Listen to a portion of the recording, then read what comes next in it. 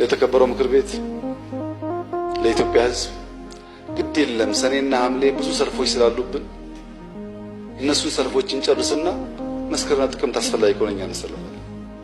ብዙ ጠላቶቻችን የሚሰለፉበት ጊዜ ለምን እንቀላቀላለን? አሁን ብዙ ሺህ ሰልፍ ነው እኛ ላይ ያለው።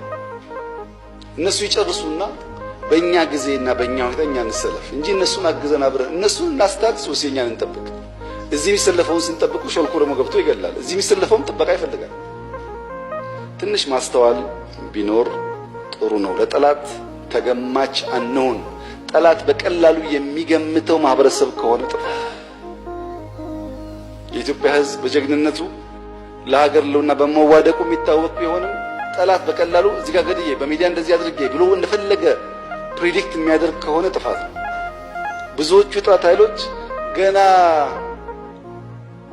ነገር ሳይጀመር ዓመት ሁለት ዓመት ጽፈው አዘጋጅ ይጠብቁናል። ልክ የነገር ሲፈጠር እናጫጭኋለን። ለእንደዛ ተገማች መሆን ጥሩ አይደለም። በአንድ ወቅት ሁለት ሀገራት በሰላም በጋራ ሲኖሩ ቆይተው ጦርነት ይገጥማሉ። ኤክስ እና ዋይ የሚባሉ ሀገራት በጋራ ሲኖሩ ቆይተው በድንገት ጦርነት ሲገጥሙ የዋይ ሀገር ዜጎች እነሱ ውስጥ ከኤክስ ሀገር መጥቶ የሚነግድ ሀብታም ሰው አለ በከተማቸው እና ያንን ሀብታም የእሱ ሀገር ከኛ ጋር ተጣልታለችና ይሄን ሀብታም ሄደን መጉዳት አለብን ብለው ወጣቶች ሰብሰብ ብለው ድንጋይ ይዘው በዚህ ሰውዬ ንብረት ሀብት የንግድ ቦታ ላይ ድንጋይ ያወረውራሉ። ሰውዬው ወጥቶ ይለምናል፣ እባካችሁ እኔ እኮ የመጣሁት በ5 ዓመቴ ነው ከእናንተ ጋር የኖርኩ የእናንተን ቋንቋ የእናንተን ባህል ተምሬ ያደግኩ እንዴት እኔን እዛ አስባችሁኝ ታጠፉኛላችሁ ቢላቸው በፍጹም በእጅ አልሰማሉ። ለሀገራችን ብለን ነው አሉ። ሰውየው ፈጣን ሰራተኛ ብቻ ሳይሆን ነገርን በየብልቱ ማየት የሚችል ለጠላት ተገማች ያልሆነ ሰው ስለሆነ ይቅርታ አድርጉልኝ አላቸው። እኔ መጀመሪያ ለትጎሩ ይመስሎኝ ነበረ። ለካ እናንተ ለሀገራችሁ ብላችሁ ነው።